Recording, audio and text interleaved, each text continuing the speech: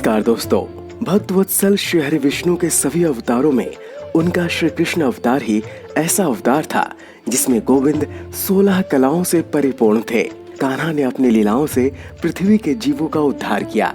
तो आइए इस वीडियो के माध्यम से भगवान श्री कृष्ण की 16 कलाओं के रहस्य के बारे में जानते हैं, जिनका अगर चिंतन किया जाए तो पुण्य की प्राप्ति होती है। वैसे तो भगवान के गुणों का चिंतन कभी भी कर सकते हैं, लेकिन जन्माष्टमी पर भगवान की इन 16 कलाओं का अगर चिंतन किया जाए तो भगवान की विशेष कृपा मिलती है।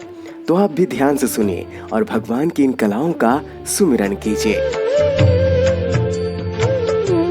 भगवान श्री कृष्ण की पहली कला श्री धन संपदा थी।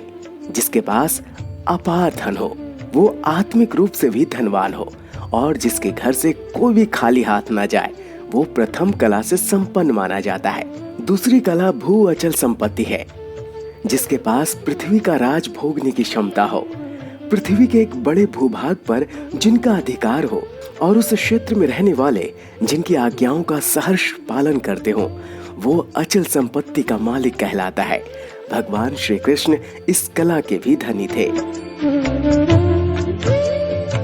तीसरी कला है कीर्ति यश प्रसिद्धि। जिनका मान सम्मान और कीर्ति चारों दिशाओं में हो, लोग जिनके प्रति स्वतः ही श्रद्धा और विश्वास रखते हो, वो तीसरी कला से संपन्न होता है। भगवान श्री कृष्ण में ये कला भी मौजूद थी। लोग सहर्षी भगवान श्री कृष्ण की जयकार करते थे। चौथी कला का नाम ईला है, अर्थात जिसका अर्थ होता है मोहक वाणी। भगवान श्री कृष्ण में ये कला भी मौजूद थी। पुराणों में भी ये उल्लेख मिलता है कि श्री कृष्ण की वाणी सुनकर क्रोधी व्यक्ति भी अपनी सुध बुध खोकर शांत हो जाता था। मन में भक्ति की भावना भर उठती थी। यशोदा मैया के पास शिकायत करने वाली गोपियां भी भगवान श्री कृष्ण की वाणी सुनकर शिकायत भूलकर तारीफ करने लगती थी। यही थी भगवान श्री कृष्ण की लीला। पांचवी कला का नाम है लीला। इसका अर्थ है आनंद। भगवान श्री कृष्ण धरती पर लीलाधर के नाम से भी जाने जाते हैं, क्योंकि इनकी लीलाओं को देखकर गोप गोपियां ही नहीं बल्कि देवगण भी मोहित हो जाते हैं। भगवान श्री कृष्ण की लीलाओं की कथा को सुनकर कामी व्यक्ति भी भावुक और मोहित हो जाते हैं। छठी कला कांति है, यानी सौंदर्य और आभा।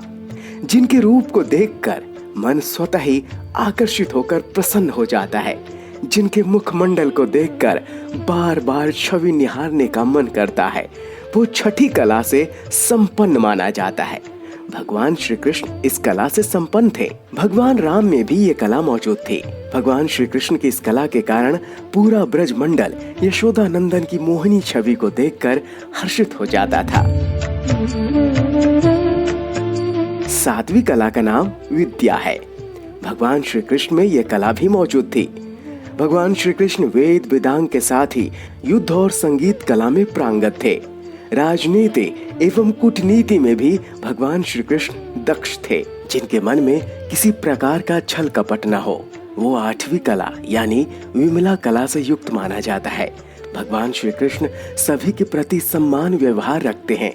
इनके लिए ना तो कोई बड़ा है और ना ही छोटा। महाराज के समय भगवान ने अपनी इसी कला का प्रदर्शन किया था। इन्होंने राधा रानी और गोपियों के बीच कोई फर्क नहीं समझा। नौवीं कला के रूप में उत्कर्षणी यानी प्रेरणा को स्थान दिया गया है।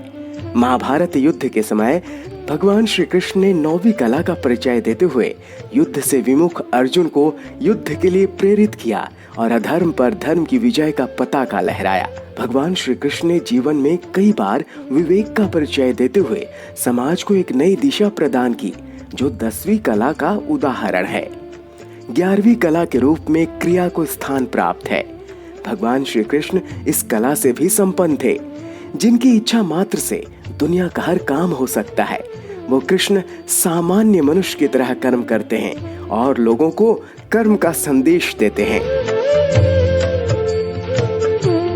जिनका मन केंद्रित है, जिन्होंने अपने मन को आत्मा में लीन कर लिया है, वो 12वीं कला यानी योग चित्तलय से संपन्न भगवान श्री कृष्ण हैं।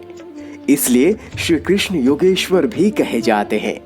13वीं कला का नाम प्रहवी है। इसका अर्थ विनय होता है। भगवान श्री कृष्ण पूर्ण जगत के स्वामी हैं। संपूर्ण सृष्टि का संचालन इनके हाथ में है। फिर भी इनमें कर्ता का अहंकार नहीं है। गरीब सुदामा को मित्र बनाकर छाती से लगा लेते हैं। महाभारत युद्ध में विजय का श्रेय पांडवों को दे देते हैं। सब विद्याओं में प्रांगत होते हुए भी ज्ञान प्राप्ति का श्रेय गुरु को देते हैं। ये भगवान श्री कृष्ण की विनयशीलता है। भगवान श्री कृष्ण की 14वीं कला का नाम सत्य है। श्री कृष्ण भगवान कटु सत्य बोलने से भी परहेज नहीं रखते और धर्म की रक्षा के लिए सत्य को परिभाषित करना भी जानते हैं। ये कला सिर्फ भगवान श्री कृष्ण में है। 15वीं कला का नाम ईसना है। इस कला का तात्पर्य है व्यक्ति में उस गुण का मौजूद होना जिससे वो लोगों पर अपना प्रभाव स्थापित कर पाता है।